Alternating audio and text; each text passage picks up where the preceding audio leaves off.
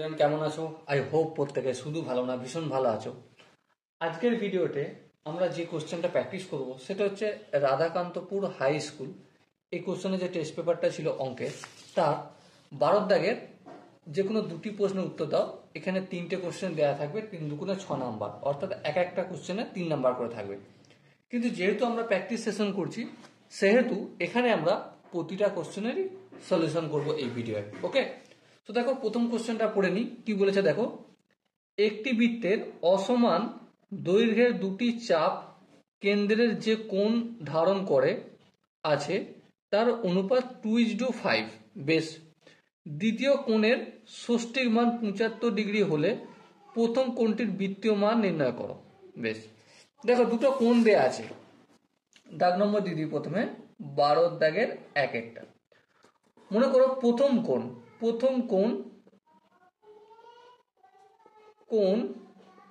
কত? প্রথম কোণ হচ্ছে 2x, আর দ্বিতীয়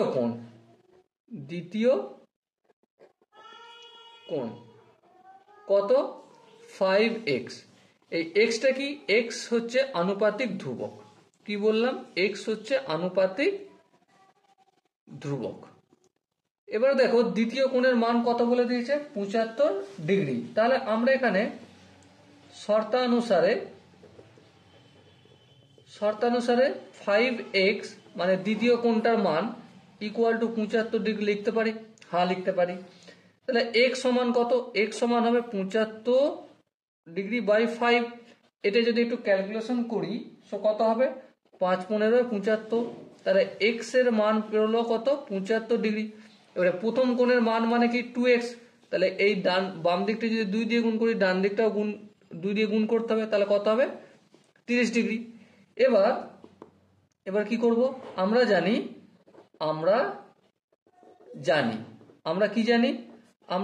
যে 180 ডিগ্রি সমান সমান পাই হয়।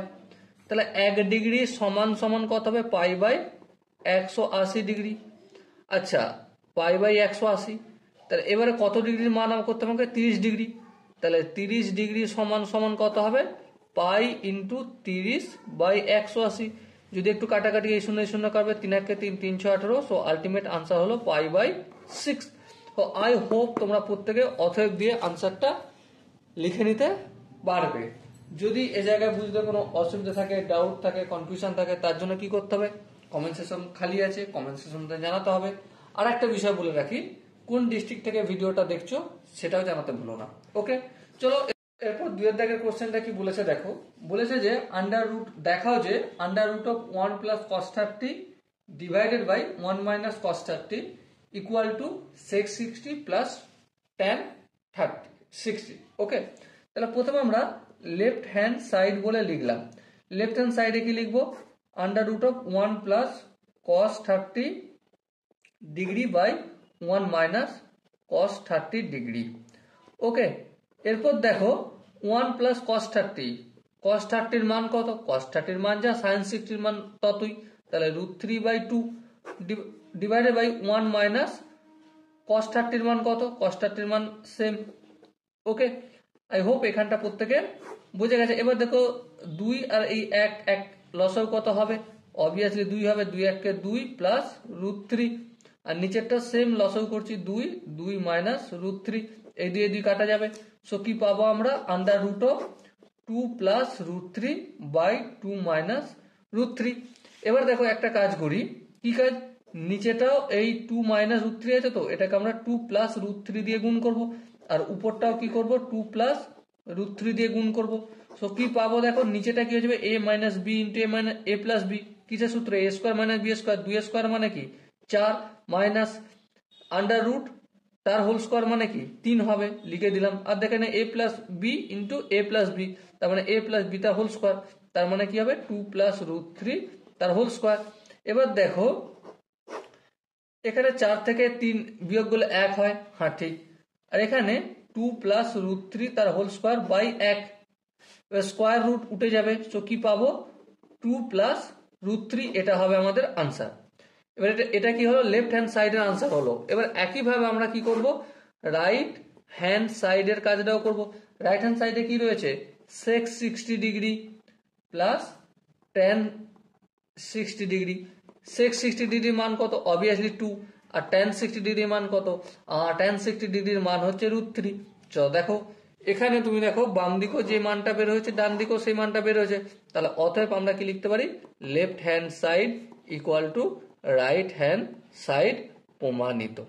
ওকে, so dear student I hope তোমরা এই কোশ্চেনের প্রতিটা কনসেপ্ট বুঝতে পেরেছো। যদি কোনো জায়গায় বুঝতে অসুবিধা থাকে, ডাউট থাকে, কনফিউশন থাকে, তার জন্য কি করতে হবে কমেন্ট সেকশনে অবশ্যই জানাতে হবে। চলো এরপর আমরা 3-এর দাগের কোশ্চেনটা ফটাফট করে নিই। কি বলেছে দেখো 5 cot theta plus cosec theta divided by 5 cot theta minus cosec theta equal to 7/3 হলে cos থিটা এর মান কত। দেখো প্রথমে একটু লিখে নিতে হবে এটা 5 cot theta plus cosec theta divided by 5 cot theta minus cosec theta equal to কি হবে 7/3। এবার দেখো কোনাকুনি গুণ করবো, হ্যাঁ 3-এর সঙ্গে 5 cot থিটা গুণ করলে 15 cot থিটা হয়, ঠিক আছে, প্লাস 3-এর সঙ্গে cosec থিটা গুণ করলে 3 cosec থিটা হবে। আশা করি এখানটা বুঝে গেছে। 7-এর সঙ্গে 5 cot থিটা গুণ করলে 35 cot থিটা হবে। আচ্ছা 7-এর সঙ্গে মাইনাস cosec থিটা গুণ করলে -7 cosec থিটা হবে। আশা করি এই জায়গাটা প্রত্যেকের বুঝে গেছে। এবার দেখো মাইনাস cosec থিটা সমানের অপোজিট দিকে আসলে কি প্লাস হয়ে যাবে, আর অলরেডি বাম দিকে প্লাস 3 cosec থিটা রয়েছে, আবার -7 cosec থিটাটা যদি ডান দিকে ডান দিক থেকে বাম দিকে তাহলে প্লাস হলে কত হবে 10 cosec থিটা হবে। আশা করি এখানটা প্রত্যেকের বুঝতে পেরেছো। এবার দেখো 35 cot থিটা আর এই সমানে বাম দিকে আছে প্লাস 15 cot থিটা, তাহলে সমানে অপোজিট দিকে গেলে বিয়োগ হবে, তাহলে বিয়োগ হলে কি হয়ে যাবে এটা 20 cot থিটা হবে। ওকে, এবার দেখো cosec থিটা এই cot থিটাটা যদি সমানের অপোজিট দিকে আনে কি হয়ে যাবে ভাগ হবে by cot theta equal to 20টা যেমন আছে তেমন থাকলো, এই 10টা অপোজিট দিকে গেলে ভাগের আকারে বসবে। ওকে, আশা করি এটা বোঝা গেছে, 0 0 কেটে দিলাম। এবার দেখো cosec থিটা মানে কি, cosec থিটা মানে আমি এটা লিখতে পারি 1/sin থিটা, হ্যাঁ ঠিক। আর এখানে দেখো cot থিটা রয়েছে 1/এর নিচে, তার মানে এটাকে আমি কি করতে পারি এটাই যে 1/cot থিটা মানে cos theta by sin theta, cos theta by sin theta এখানে না লিখে একদম উপরে লিখে দেবো। ওকে, আর এটা কি বেরোলো 2/1। এবার দেখো এই sin থিটা কেটে দিলাম, সো কি পেলাম 1/cos থিটা ইকুয়াল টু 2/1। জানতে হয়েছে কি, জানতে চাওয়া হয়েছে cos থিটা এর ভ্যালু কত, সো ফট করে বাম দিকটা আমি উল্টে দেবো, উল্টে দিক কি পাবো cos থিটা পাবো, আর ডান দিকটা সেম কাজ করতে হবে, কি হবে 1/2 হবে। সো এটা হচ্ছে আনসার। আই হোপ তোমরা 3-এর দাগের এই কোশ্চেনের কনসেপ্টটা বুঝতে পেরেছো। যদি কোনো জায়গায় বুঝতে অসুবিধা থাকে, ডাউট থাকে, কনফিউশন থাকে, তার জন্য কি করতে হবে কমেন্ট সেকশন খালি আছে, কমেন্ট সেকশনে জানাতে হবে। আর এটাও জানাও যে তোমরা কোন ডিস্ট্রিক্ট থেকে ভিডিওটা দেখছো। দেখা হচ্ছে নেক্সট সেশনে, ততক্ষণ পর্যন্ত ভালো থেকো, সুস্থ থেকো এবং জয় হিন্দ।